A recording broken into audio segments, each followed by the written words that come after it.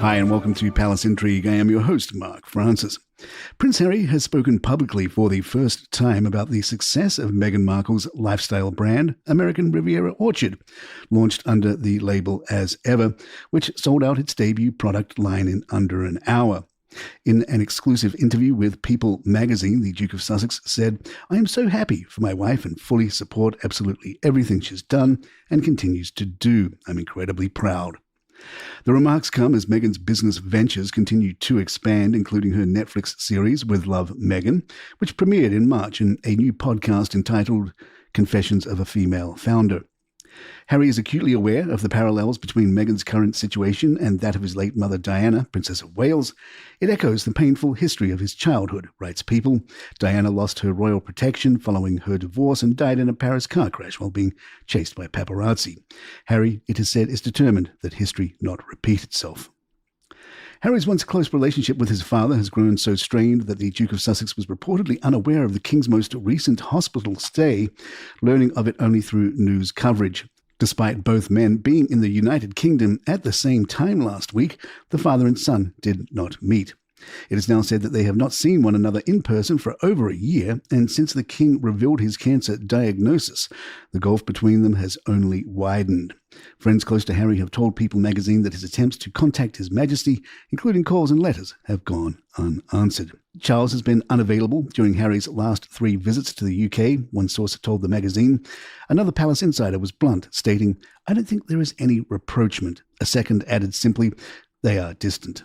To be fair to Charles, he wasn't so much unavailable last week as he was in Italy for a long-planned, well-announced trip. Curiously, Harper's Bazaar went with the story about succession planning. Royal author Tom Quinn tells Harper's Bazaar, "The people I've spoken to have said that the succession planning, as they call it, began even before Charles' diagnosis. I mean, he's the oldest Prince of Wales to become king in history, so succession planning had begun before Charles came to the throne simply because of the age issue. Officials and aides, people who work very closely with William and Kate and Charles, they're all conscious that William might have to become king earlier than expected. Partly the cancer, partly simply because Charles is 76. He could go on another 10 years, he could go on for 20, but with the cancer diagnosis, it's a wake-up call." Robert Hardman, author of Charles III, New King, New Court, The Inside Story, notes that while Charles waited longer than any heir in British history, that time wasn't spent in any formal preparation for the throne. It's always a role where you learn by example, Hardman says. Quinn concurs, observing, "They're preparing William by giving him more of his sort of work that Charles would do. Obviously, the cancer diagnosis has made everything more urgent." Christopher Anderson, author of The King, The Life of Charles III, provides a sobering assessment. "The palace is putting on a good front, but the situation in reality is still very fluid. When it comes to the king," he adds, "it's still touch and go." While the king has shown little sign of slowing down continuing engagements abroad and at home, there are increasing signs of strain, Anderson says. Queen Camilla still worries that her husband is perhaps pushing himself too hard. Nobody really expected him to be an ideal patient. King Charles has always been very impatient and is accustomed to getting his way at all times. Anyone who thought he would obey his doctors and take it easy indefinitely doesn't know the man. Indeed, less than 2 weeks after a hospitalization in March, Charles was on a plane to Italy. The pace of his reign hasn't changed since it started, says Hardman. Life is carrying on as it would have done if he hadn't had the cancer. I think the best way of putting it is he's living with cancer rather than suffering from cancer. Sally Bedell-Smith, author of Prince Charles, The Passions and Paradoxes of an Improbable Life, reveals the night of his March 27th hospitalization, he came back to Clarence House, he had dinner with Queen Camilla, and then he proceeded to do what he does every night, which is work.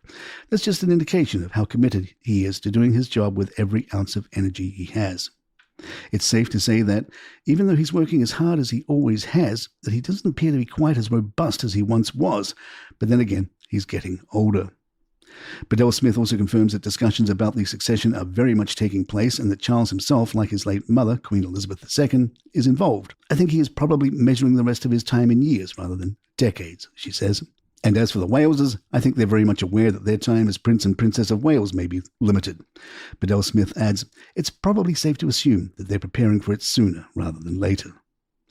Interestingly, this was the second such story of the week. Fox News had flat out talked about abdication Royal expert Hilary Fordich told Fox News Digital, Prince William has been assuming more responsibilities and there have been preparations for more transitions of responsibility.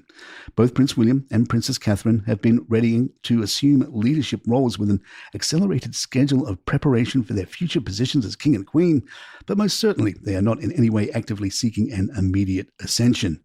The entire family, all senior roles, are more focused on the best interests of the monarchy's stability and continuity, hence all being content with the gradual transition rather than any immediate decisions. The only definite thing is that an abdication would be a significant departure from all tradition. She pointed to the last abdication, King Edward VIII in 1936, the guy who gave it all away for the love of his life, an American divorcee, as a reminder of the turmoil such a move can bring. Fordich said, the last time a royal abdicated, it caused a crisis in the UK, something the firm won't want to repeat. Given his mother's values, King Charles is most likely to do all he can to continue serving, dedicating himself to duty. Royal biographer Ingrid Seward agrees that the king remains steadfast despite his diagnosis, telling Newsweek, the trouble is he's been so conditioned to work that I don't think he functions unless he's working.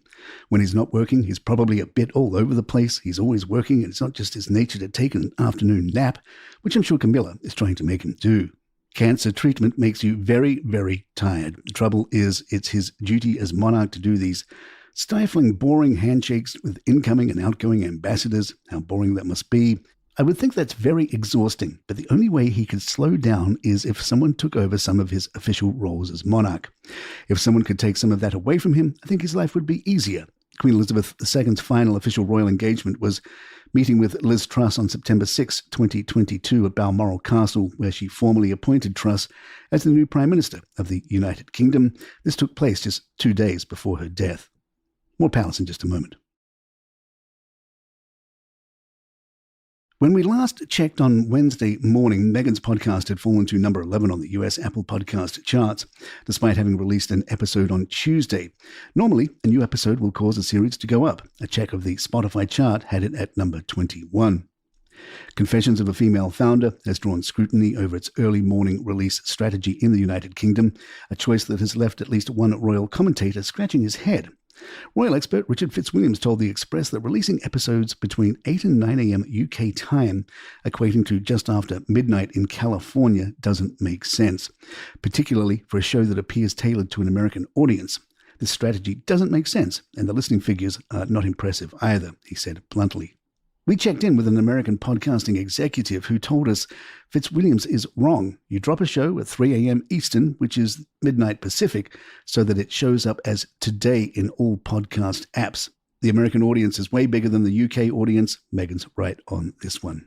Fitzwilliams also questioned who Meghan thought would be tuning in at that hour in the UK, especially as the show launched with an interview with Whitney Wolfe Herd, the co-founder of dating app Bumble. Hardly typical breakfast fare for the British commute. Surely a time to suit a potential audience in the US would have been more sensible, he said. Our executive added, I don't think Mr. Fitzwilliams understands how podcasts work. Royal expert Mark Borkowski tells The Sun that Meghan appears, one could argue that's a major success because, it keeps her in this sort of public gaze and keeps the global media obsessed about her story. Whether it's the President of the United States or Meghan Markle, it's all about noise now. But what are the cut-through messages? And I don't think we've seen that with Meghan at the moment because everything seems to be the next thing that's thrown against the wall, hoping it will stick. Any large personality can generate a huge Instagram following, but how do you stop being boring? What did Trump say? Everybody needs a little crazy. And there you have it. If you'd like to email us, our address is thepalaceintrigue@gmail.com. Please follow us on Spotify, Apple, or the app of your choice and leave us a nice review if you're enjoying the show. And don't forget, you can get this show, along with hundreds of others, from Kelleroga Shark Media commercial free with a subscription. You can hit that button up there on the Apple player that says uninterrupted listening, or just go to kelleroga.com for any other player and you find the link in the show notes. And check out our latest show called Signal Lost, an espionage thriller based on what would happen if the signal conversation with the government got into the wrong hands. Check it out. Signal Lost, wherever you get your podcasts. I'm Mark Francis. My thanks to John McDermott. This is Palace Intrigue. Good times.